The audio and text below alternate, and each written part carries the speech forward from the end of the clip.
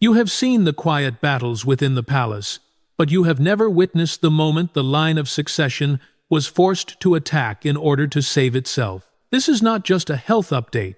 This is a calculated, strategic exposé issued by the heir to the throne himself. At precisely 7 a.m., as London stirred, a private communication was released.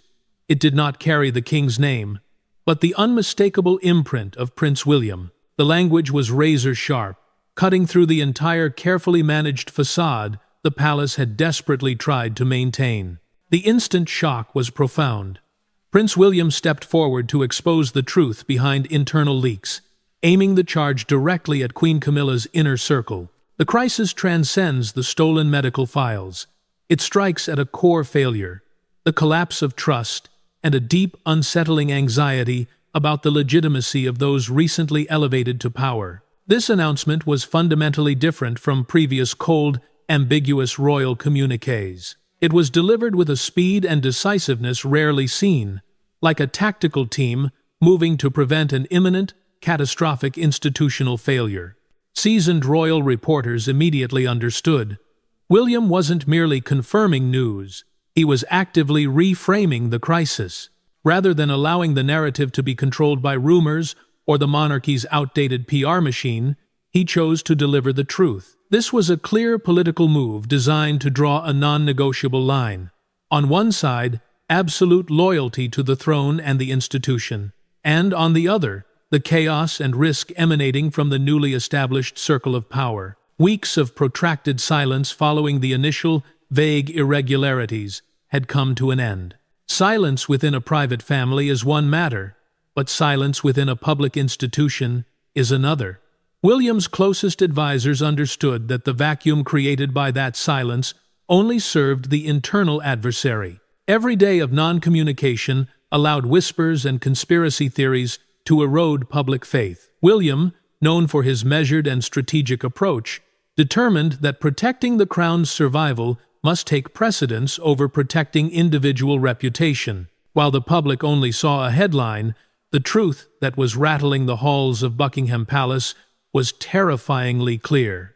Camilla was not just a queen, she had become a security vulnerability. William, working with the quiet, firm support of Princess Anne, the vigilant keeper of stringent royal protocol, had begun meticulously tracking the bizarre sequence of events. The sudden cancellation of meetings, the unheralded event postponements, and the unexplained disappearance of King Charles's calendar entries were not mistakes. They were distinct signs pointing toward a grim reality being actively concealed. William's final decision was both political and moral. It declared clearly, no one is immune from accountability, not even the Queen Consort. When institutional transparency is sacrificed for image control, the monarchy itself is jeopardized. And William, the figurehead of the monarchy's future, chose to upend the existing game to forge a new foundation of public trust. To understand why the Prince of Wales felt compelled to strike, one must first understand the atmosphere that had engulfed the monarchy in the weeks prior. The end of the old order did not begin with a scream, but with a suffocating silence. Inside the palace corridors, this wasn't tranquility. It was compression pressure, building dangerously beneath the surface of the institution. As winter approached, the royal machine, usually running with clockwork precision, began to malfunction. King Charles's schedule, typically publicized with stately regularity, began to quietly disintegrate.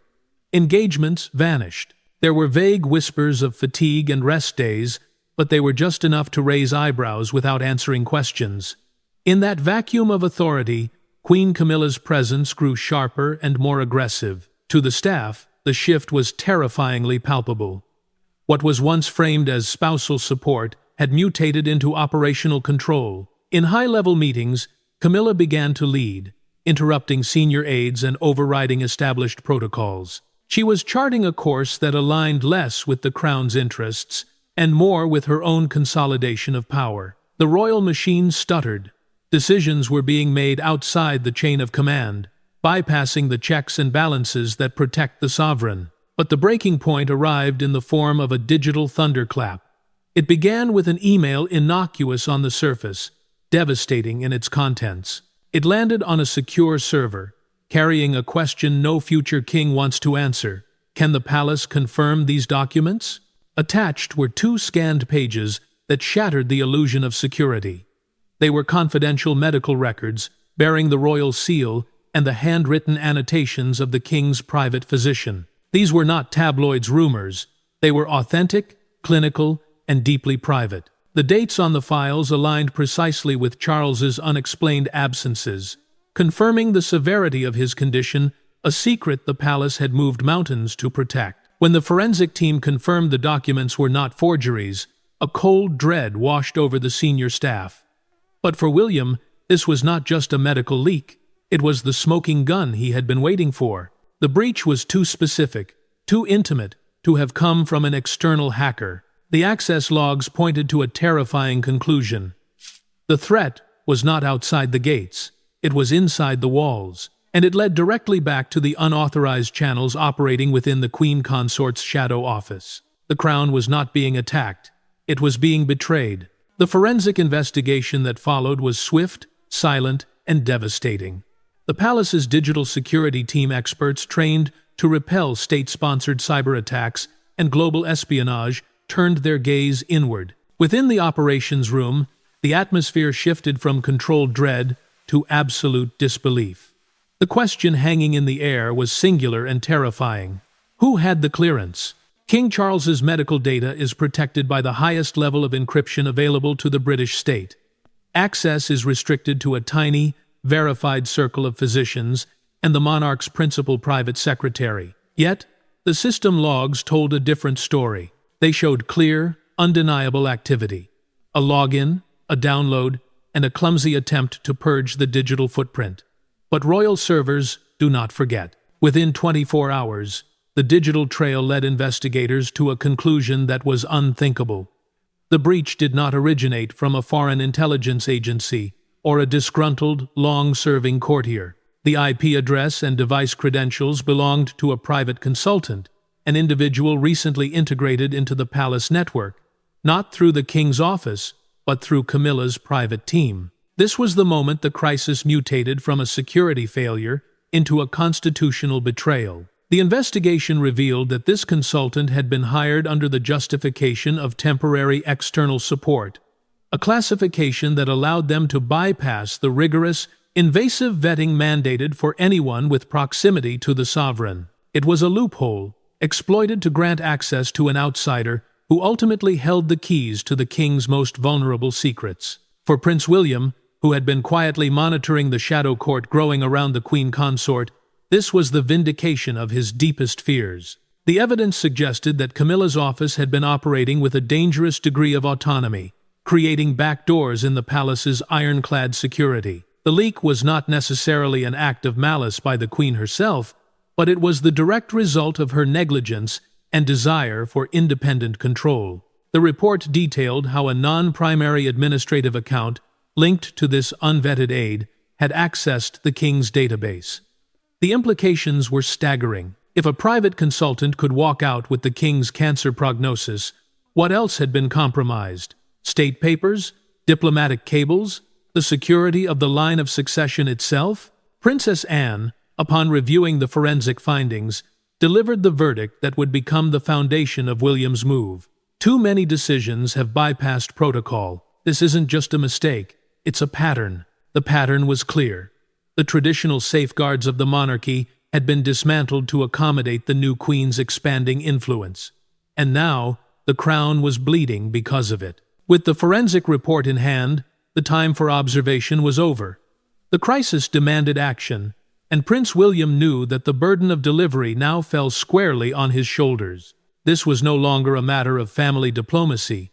It was a rescue mission for the crown. Late that evening, a black Range Rover, stripped of its usual convoy to avoid press attention, slipped into the side entrance of Clarence House. William did not come as a son seeking comfort, but as the Prince of Wales defending his inheritance.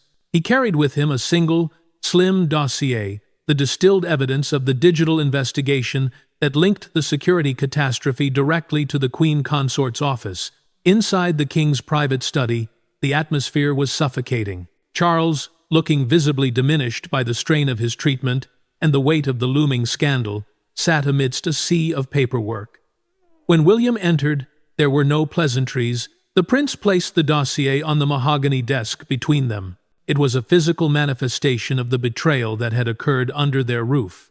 "We cannot protect her anymore, Pa," William stated, his voice quiet but devoid of hesitation. "Because she is no longer protecting you." He walked his father through the timeline, point by point. He showed the unauthorized hiring of the consultant, the bypassed vetting procedures, and finally, the undeniable digital footprint that traced the stolen medical files back to Camilla's private server. He dismantled the defense of ignorance, arguing that a structure operating with such autonomy was a deliberate design, not an accidental oversight. For Charles, the revelation was a double blow. He was facing the reality that the privacy he cherished had been sold out by the very machinery he had allowed to expand. William, sensing his father's heartbreak, did not soften the blow. He pressed the advantage, framing the issue not as a marital dispute, but as an existential threat to the line of succession. "If this gets out without us controlling it," William warned, "the question won't just be about leaks, it will be about competence. It will be about whether the crown is safe in our hands." He delivered the ultimate ultimatum. The palace had to expose the source internally and sever the link, or the media would do it for them, dragging the entire monarchy into a scandal that would make the chaos of the 1,990 seconds look like a minor skirmish. Charles looked at the evidence, then at his heir. In William's steely gaze, he saw the future king taking command. The silence that followed was heavy, broken only by the ticking of the clock. The king realized that his son was right. To save the institution, he had to sacrifice the illusion of unity he had fought decades to build. The decision was made not with words, but with a nod, a somber authorization for William to dismantle the threat, no matter how close to the heart it struck. The machinery of the monarchy moves with terrifying speed once a decision is unlocked. Following the grim authorization at Clarence House, the gears shifted from investigation to execution. The stage for the final act was not the bustling offices of the West Wing, but the isolated, frost-bitten silence of the Winter Wing, a section of the palace reserved for its most private and painful chapters. It was here that King Charles summoned Queen Camilla. The invitation was formal, stripped of the usual warmth or casual intimacy that defined their decades-long partnership. There were no pre-briefings from aides, no agendas circulated, just a summons to the king's private sanctuary. To the outside world, the palace appeared calm, but inside, the air was thick with the weight of imminent collapse. Camilla arrived, believing this might be a strategy session to counter the rising media speculation. She walked into the room expecting a husband seeking counsel. Instead, she found a monarch preparing to deliver a verdict. Charles stood by the window, his back turned to the heavy oak doors, staring out at the grey London skyline. On the antique table between them lay a single object, the folder William had compiled. It sat there like a loaded weapon, black, unmarked, and undeniable. When Charles finally turned, his expression was unrecognizable. The exhaustion was still there, but the indecision was gone. In its place was a cold resolve, the look of a man who has looked into the abyss of betrayal and decided to survive it. He did not raise his voice. He did not need to. The silence in the room was louder than any accusation. "What is this?" Camilla asked, her eyes darting to the dossier, the first flicker of genuine alarm piercing her composure. Charles's response was clinical, stripped of all affection. "It is the forensic breakdown," he said, his voice steady but hollow, "of the breach that occurred. The one tracing it directly to your communications aide." He didn't wait for a denial. He opened the file, laying bare the digital autopsy, the IP addresses, the timestamps, the unauthorized downloads.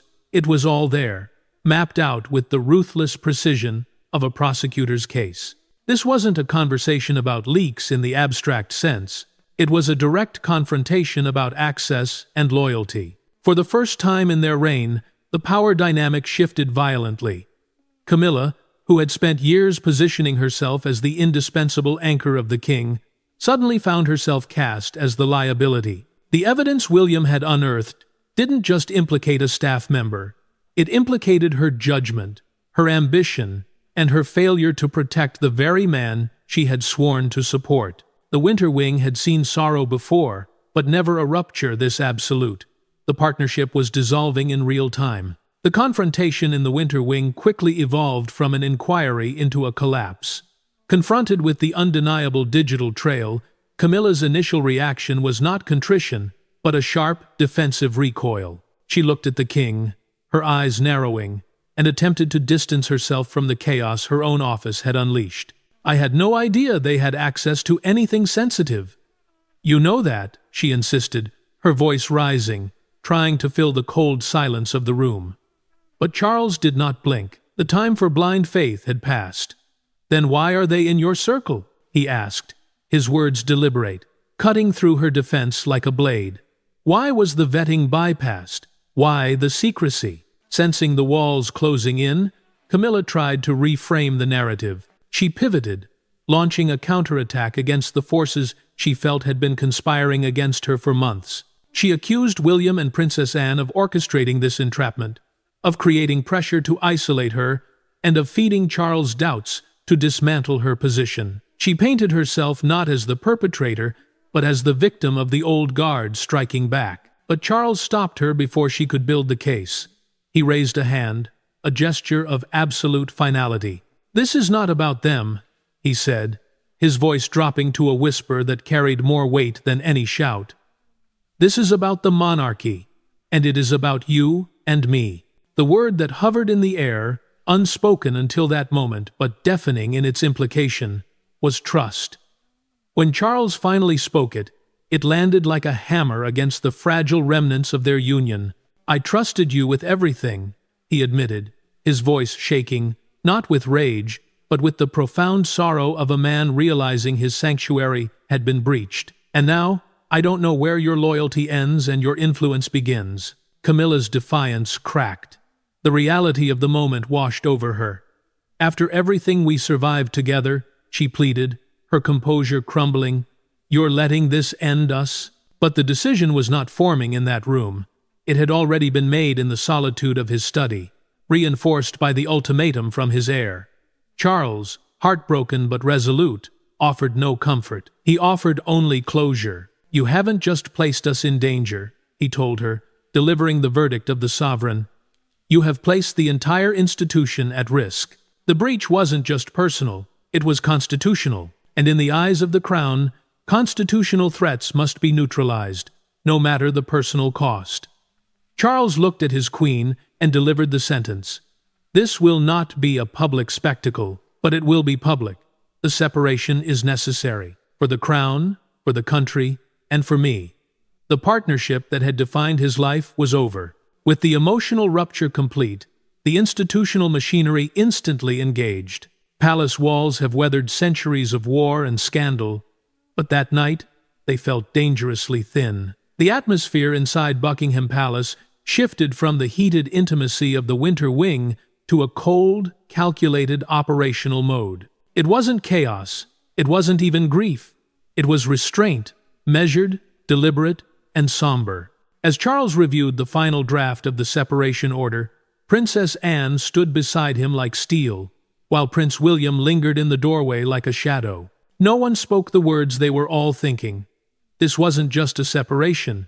It was a surgical amputation to save the body of the monarchy. The statement itself, though only a few lines long, underwent 11 revisions in the span of an hour. Every adjective was weighed, every phrase softened, then sharpened again, ensuring the constitutional consequences were airtight. Princess Anne took charge of the diplomatic flank. Understanding that a rift in the British royal family sends shockwaves through the Commonwealth, she handled the coordination herself. Through secure lines, she notified key embassies and governors-general before the press could catch even a whisper of the story. The goal was absolute control. No international confusion, no questions about the king's legitimacy. Meanwhile, Prince William began briefing the military liaisons and the palace's internal branches. His tone was quiet, unflinching, and devoid of sentiment. "There will be questions," he told the senior staff. We answer with order, not emotion. He was ensuring that when the sun rose, the crown would present a united, impenetrable front, leaving no cracks for the tabloids to exploit. While his family fortified the institution, King Charles spent the majority of the night alone in the quiet of his private study. Isolated by necessity, he stared at the final document with a numbness that went beyond sorrow.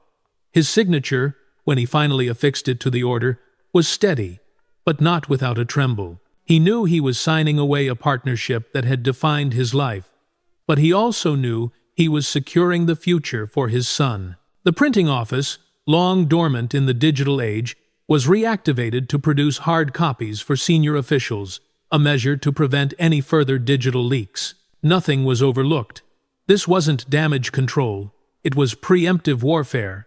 The monarchy had decided to bleed on its own terms, because in the brutal calculus of survival, anything less would be fatal. The final act of the night played out in the near-total silence of the early morning.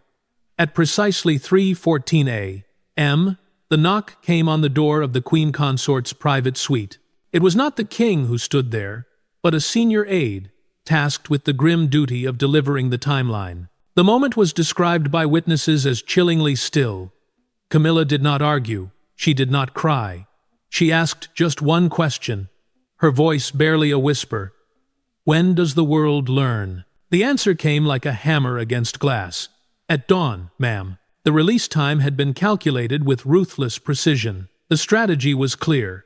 Release the statement before the tabloids could twist it, before the royal commentators could speculate, and before the world could catch its breath. For the first time in this crisis, the palace wasn't playing defense. It was taking control. It was moving first. The last time the machinery had moved with such speed and certainty was the night Queen Elizabeth passed. But this time, the heaviness came from the fact that the wound was self-inflicted and deliberate. As the sun rose over Buckingham Palace, it carried more than light. It carried the weight of a truth too large to stay hidden. By 8 a.m., the globe had turned its gaze to Britain. The crown had spoken. Separation confirmed. There were no flowery explanations, no PR spin, just a raw, institutional reset. The BBC was the first to break the silence. Its homepage, stark and unforgiving, carried only a single line above the fold. King Charles confirms formal separation from Queen Camilla. Seconds later, Sky News followed, then CNN, then Al Jazeera. Within minutes, every major broadcaster in the Western world had cut their regular programming. Analysts poured into studios, crisis experts dusted off files from the Diana years, and one commentator famously called it the monarchy's most destabilizing moment since the abdication crisis of 1936. Public reaction was immediate and violently polarized. Sympathy for Charles surged, especially across the UK, where many saw the king as a man forced to sacrifice love for stability, a tragic echo of his past.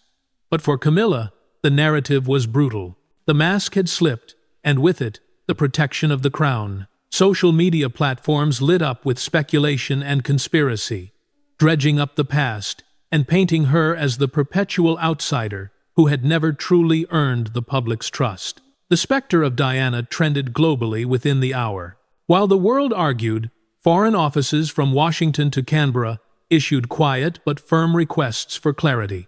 Was the king fit to rule?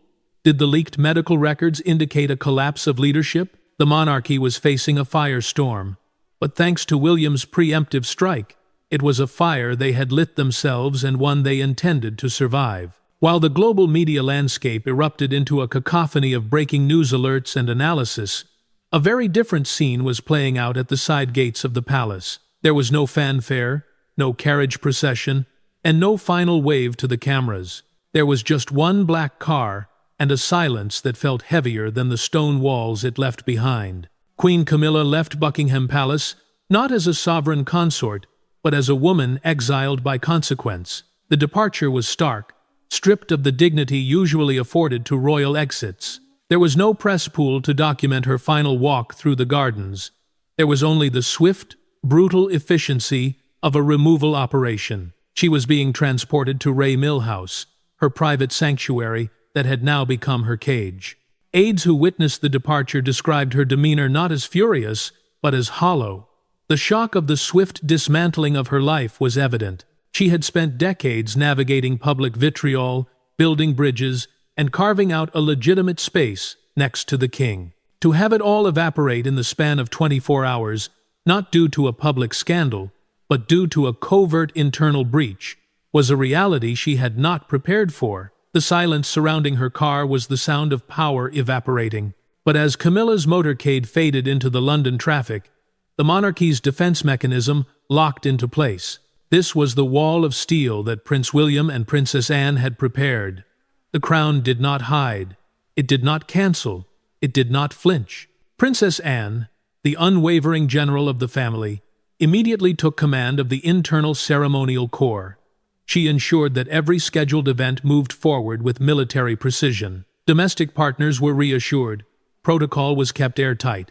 William took the geopolitical flank, communicating directly with international embassies to reaffirm the king's stability and capability. Together, they formed a protective ring around King Charles.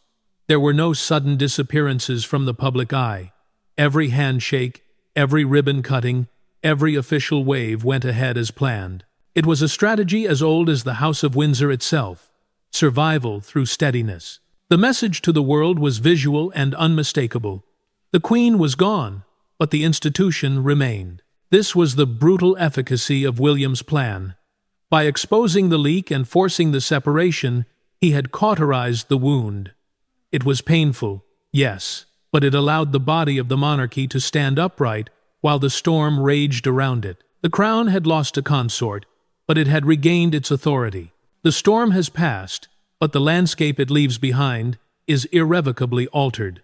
In the days following the separation, the monarchy did not collapse. It recalibrated. King Charles, the man at the center of the hurricane, stepped forward to face his realm, heart fractured, but crown intact. Publicly, the king resumed his duties with an almost relentless discipline. He planted trees, greeted dignitaries, and attended briefings with the steady authority of a man who knows that his pain must remain private.